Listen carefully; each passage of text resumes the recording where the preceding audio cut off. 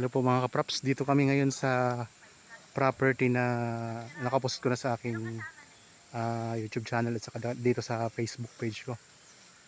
May tripping lang kami ngayon, may kasama kaming buyer mga kapraps. Ito yung 4,977 square meters. Ayan po sila mga kapraps. Oh. Kausap ni Mrs.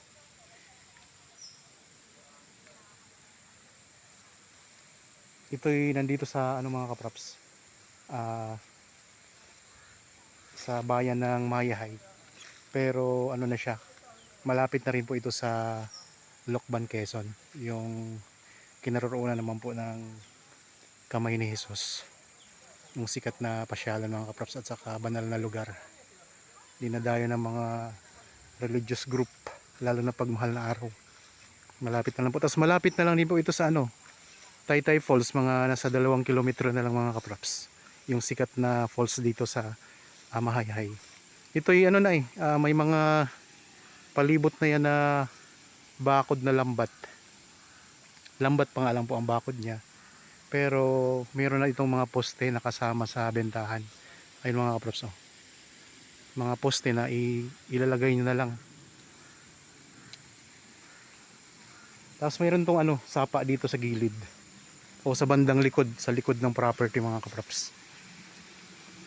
Yan, ito yung bakod nyo, lambat, saka mga tanim.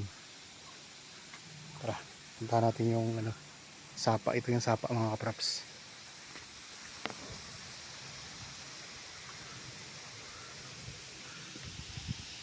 Sapa.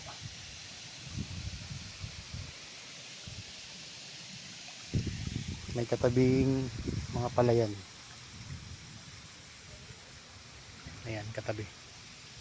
So ito yung pinaka boundary ng property mga kaprops. Ang sapa na to.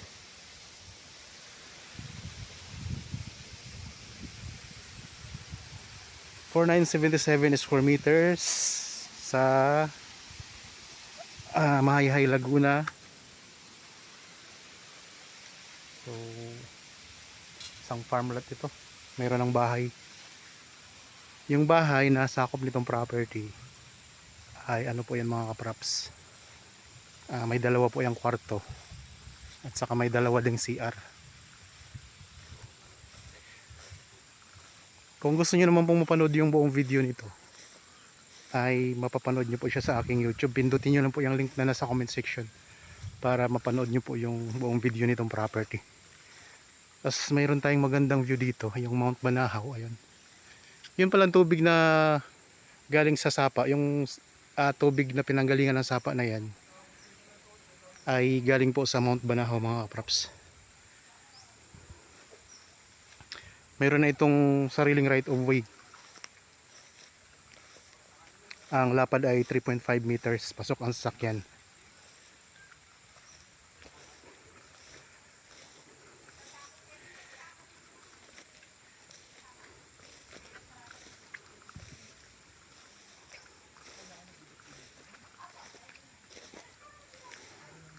Yan, ito yung itsura ng bahay mga kaprops.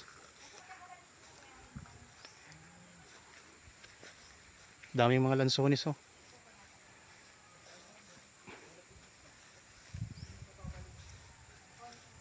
May kaimito din, mga langka, marami din siyang langka. Ngayon po yung right of way mga kaprops, oh. Yan. Tapos pasok na ang sasakyan. Ayun, ang sasakyan ng kasama naming buyer ngayon. May puno ng kaimito. Ayan ang right of way. Palabas po yan ng Barangay Road. Nasa 53 meters lang ang distansya niyan papunta sa Barangay Road.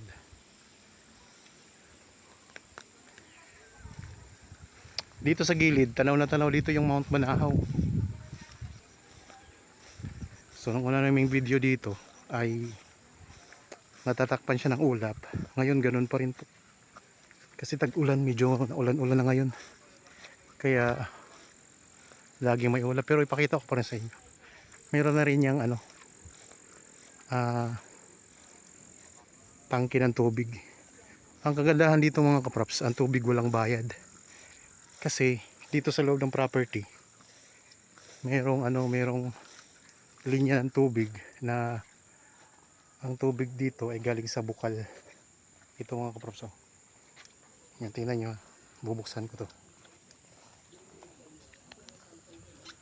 Gaano kalakas yung tubig dito.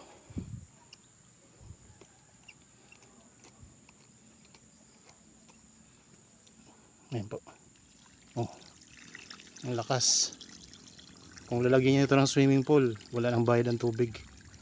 Ayan, oh. Ayan ang tubig mga kaprops. Ayan pa. Galing sa bukal. Pwedeng inumin yan mga kaprops. Pwedeng inumin yan. Lakas ng pressure.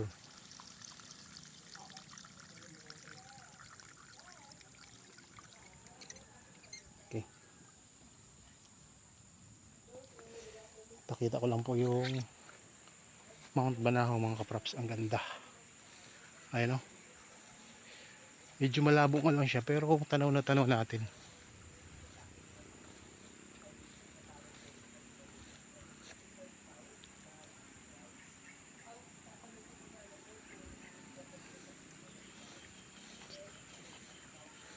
Ganda, ang ganda dito mga kaprops.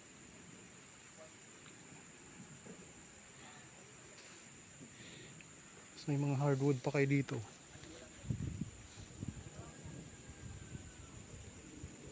Yan, may mga daming mga lansones. So ito naman yung itsura sa gilid ng bahay. Yan.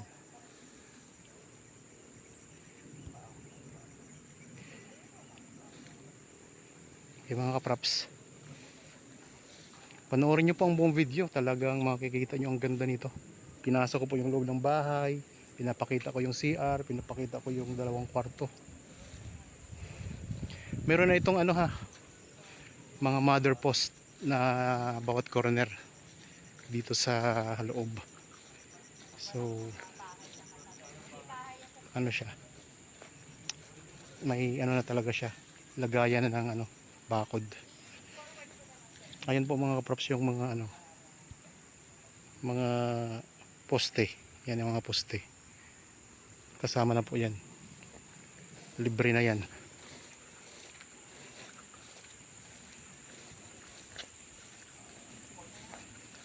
Tapos ito yung mother post dito sa corner.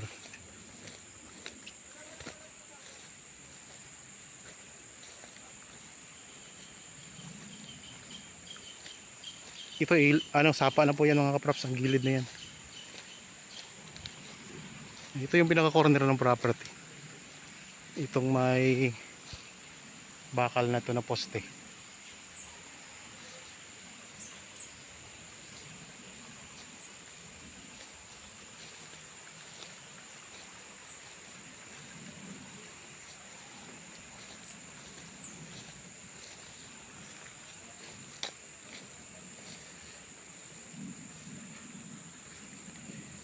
Yan mga kaprops, ganda.